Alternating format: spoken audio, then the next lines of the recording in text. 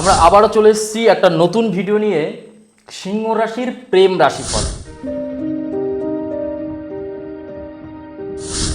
এই জুলাই মাসে প্রত্যেকটা সিংহ রাশির জাতক জাতিকাদের জন্য সম্পর্ক, পারিবারিক সম্পর্ক, দাম্পত্য জীবনের সম্পর্ক, ইনক্লুডিং যারা নতুন কোনো সম্পর্কের মধ্যে যেতে চাইছে তাদের জন্য কি, যাদের কোনো কারণবশত সম্পর্ক ভেঙে গেছে সেই মানুষগুলোর জন্য কি কখনো নতুন সম্পর্ক বা সেই পুরনো সম্পর্কটা আবার নতুন রূপে আসতে পারে?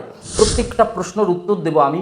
এই জুলাই মাস কি প্রভাব দিচ্ছে আপনার সাথে, সিংহ রাশির জাতক জাতিকাদের সাথে, কোন গ্রহ কোথায় অবস্থান করে আছে, তার ফলে কি প্রভাব পড়বে আপনার সাথে, আপনার জীবনে, যদি আপনি সিংহ রাশির জাতক জাতিকা হন।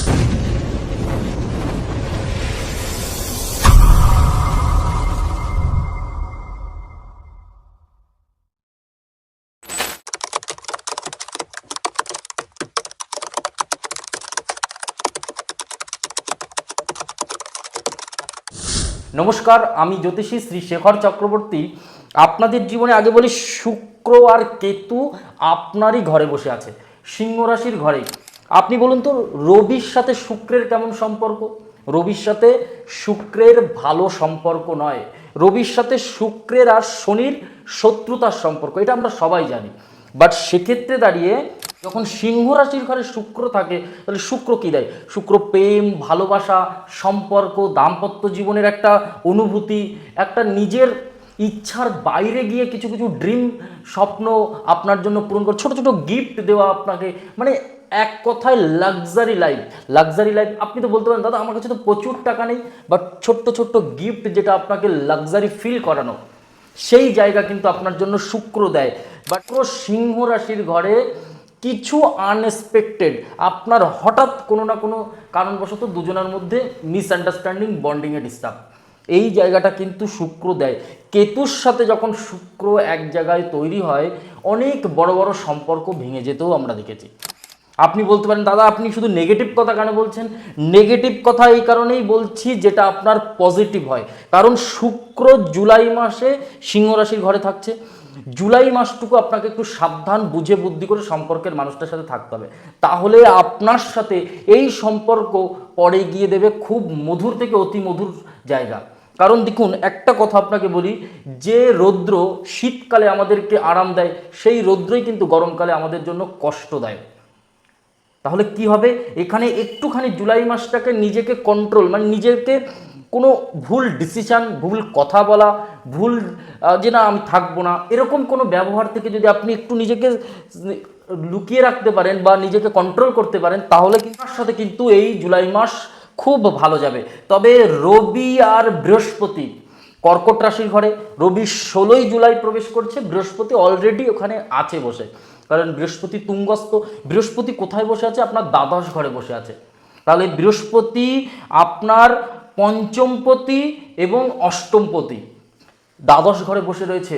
আপনার লাইফে বা আপনার স্ত্রী, যদি আপনি বিবাহিত না হন, তাহলে সম্পর্কের জায়গায় কিন্তু হঠাৎ করে কোনো একটা ভালো জায়গা আপনার জন্য তৈরি হতে পারে। কেন বলছি এখানে দাঁড়িয়ে?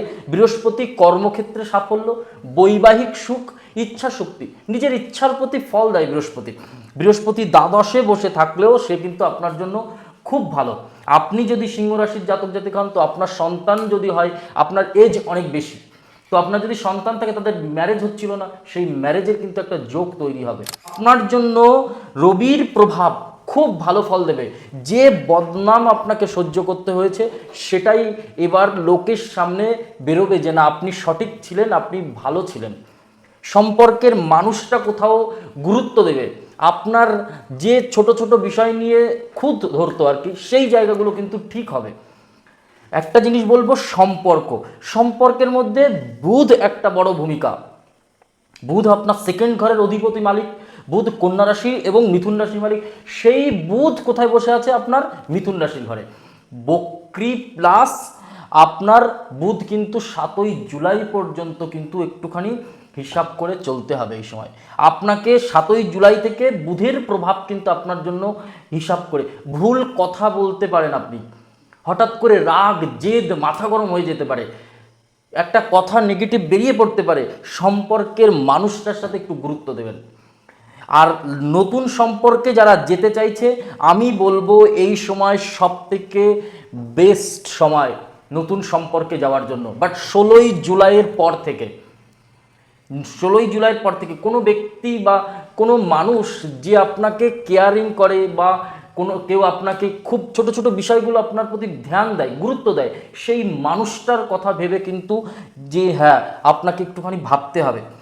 প্রভাব ভালো, শনি বক্রি হচ্ছে কত তারিখ? 27শে জুলাই।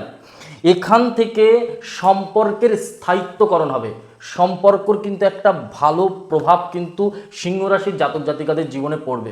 যাদের স্ত্রীর সাথে দীর্ঘদিন কোনো ঝুট ঝামেলা অশান্তি ছিল সেই সম্পর্ক ঠিক হবে। এবং আমি বলবো জুলাই মাসে আপনার জন্য কিন্তু আর একটা জায়গা বলবো, যে ব্যক্তি আপনার থেকে ডিস্টেন্স মেনটেনেন্স করছিল, আপনার সাথে কথা বলতে চাইছিল না বা আপনার সাথে সম্পর্ক রাখতে চাইছিল না, সেই ব্যক্তি কিন্তু আপনার জন্য কোথাও এই জুলাইতে শনির বক্রিতার ফলে আপনার সাথে কিন্তু আবার নতুন করে সম্পর্ক তৈরি হবে। হঠাৎ করে পুরনো মানুষটা মেসেজ করবে, হঠাৎ করে ব্লগ খুলবে, হঠাৎ করে তার লাইফে ভুল বোঝার জায়গাগুলো সে রিয়েলাইজ করবে। কারণ শনি আমাদের কর্মফল দেয়, আমরা যে কর্ম করছি সেই কর্মের ফল দেয় শনি। শনি ফলদাতা, কিন্তু পুরনো সম্পর্ক ফেরার বিশেষ যোগ কিন্তু আমি জুলাই মাসে দেখতে পাচ্ছি সিংহ রাশির জাতক জাতিকাদের জন্য। আর একটা জিনিস বলবো, দাম্পত্য জীবন, বৈবাহিক সুখ, বিবাহিত জীবনের সুখ কিন্তু এই সময় আপনাদের জন্য তৈরি হবে। হ্যাঁ, আপনার জন্মকুণ্ডলীই কিন্তু আপনার জীবনের শেষ কথা। আপনার চার্টে কোন গ্রহ কোথায় কি প্রভাব দিচ্ছে সেটাও একটা জানার বিষয়, বাট এটা আমরা গোচরের প্রভাবের ফল, রাশিচক্রের উপর ফল কিন্তু বিচার করছি। আর একটা জিনিস বলবো, পরিবারের সম্পর্ক, আপনি মা বাবা ভাই বোন প্রতিবেশী বন্ধু বান্ধব সবার সাথে এই সময় সবাই দেখবেন আপনার প্রতি না কোথাও একটা এক্সট্রা গুরুত্ব দিচ্ছে। এক্সট্রা কেন গুরুত্ব দিচ্ছে? কোথাও আপনার প্রতি আগে যে হিংসা শত্রুতা যে একটা বিষয় ছিল সেই জায়গার থেকে বেরিয়ে দেখবেন এখন হঠাৎ করে আপনার প্রতি গুরুত্ব দেবে। এই জুলাই মাসে কিন্তু আপনাকে কোথাও সব কিছুর মধ্যে ইনভলভ করতে চাইবে, সেই জায়গাটা কিন্তু এই জুলাই মাসে দেখতে পাচ্ছি। একটা কথা বলবো, হঠাৎ করে কি এমন হলো যে কিছু না বলেই আপনাকে কথা বলা বন্ধ করে দিচ্ছে, আপনার সাথে বাবা করে দিয়েছে, বা আপনার সাথে বলছে আমি সম্পর্কের মধ্যে থাকবো না। কেন? এই কারণটা কি?